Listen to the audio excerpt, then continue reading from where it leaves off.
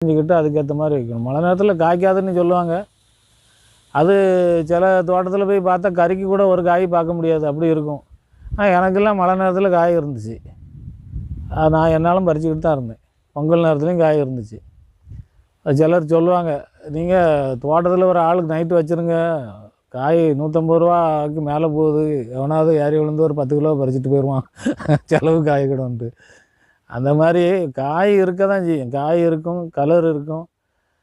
2வது இந்த மழை நேரத்தில் அவ்வளோ அந்த பிசுனாக அடிக்கும். இந்த காய் பூரா பிசுன்னு வடியும். அது பிசுனை அடிக்கிறது அந்த ஒரு ஈ தொல்லை தான். அந்த பழைய ஈன்னு ஒரு ஈ இருக்குது. அந்த பழைய ஈ அந்த பிஞ்சிலேயே அந்த அந்த வரி வரியாக இருக்குல்ல, அந்த இடைவெளியில் முட்டை விட்டு வச்சிரும். அது புழு ஒரு 2-3 நாளில் புழுவை பறித்து உள்ளே தொலைச்சிக்கிட்டு போயிட்டு அந்த சதையில் உள்ள சாரை உறிஞ்சி அது உள்ளே இருந்து பெருசாகிக்கிட்டே இருக்கும். அப்போ அதில் உள்ள இது எல்லாம் அந்த பிசின் மாதிரி